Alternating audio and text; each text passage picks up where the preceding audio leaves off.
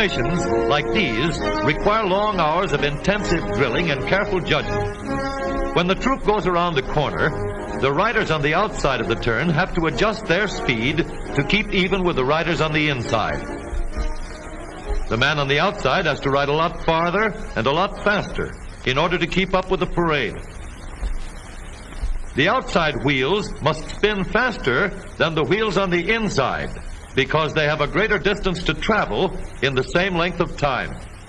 When a wagon turns a corner, the wheels can travel at different speeds because each one can turn freely on the axles. And in the early automobiles, the rear wheels turned separately and only one wheel was connected to the engine. But when only one wheel was driven by the engine, it had to do all the work, and it couldn't get a good enough grip on the road to do its job properly. So the one-wheel drive was soon out of date. But if two wheels are locked on an axle so that they are not free to turn separately, one or the other has to slide. So engineers had to find a way to connect both rear wheels to the engine without sliding and slipping on turns. The device which makes this possible is a part of the rear axle. It is called the differential because it can drive the rear wheels at different speeds. The differential looks complicated, but once we understand its principle, it is amazingly simple. These two wheels are mounted on separate axles and supported by a frame so that they can revolve freely at different speeds. Let's fasten a spoke on the inner end of each axle so that by turning the spokes, we can turn each wheel separately.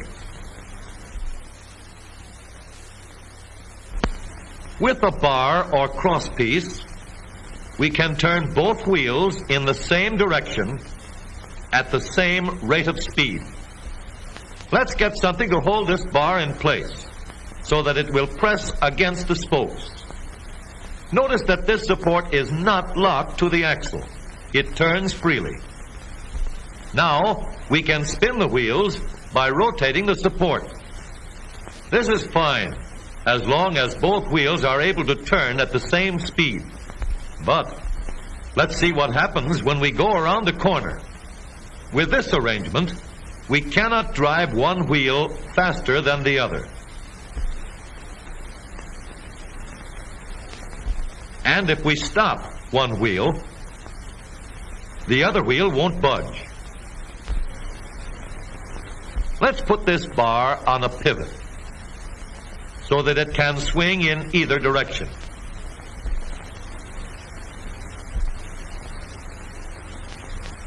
Now, the bar can still turn both wheels at the same speed.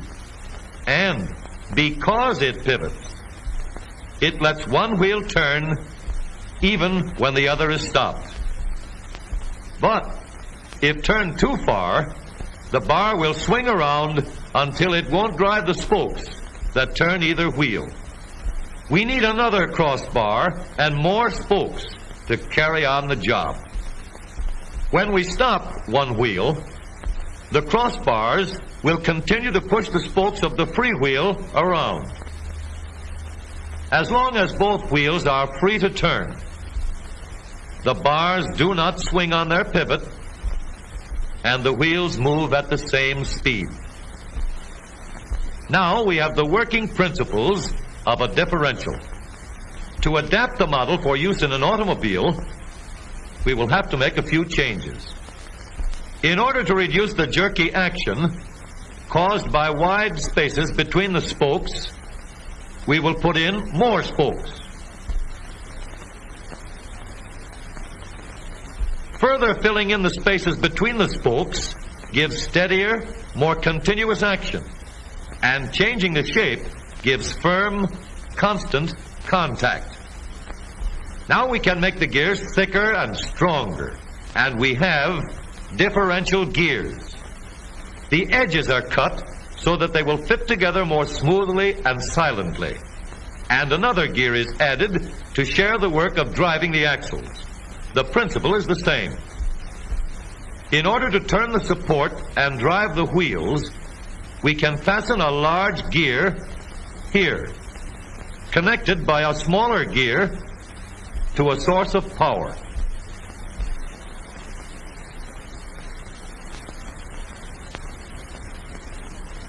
Notice that the power is connected to the differential at the center line. We can make our model more compact by moving the gears closer together. When we put our differential in an automobile, we have to leave room for the drive shaft, which carries the power from the engine. We may build the floor of the car above the drive shaft. But if we do, we won't have much room inside unless we make the top of the car high too.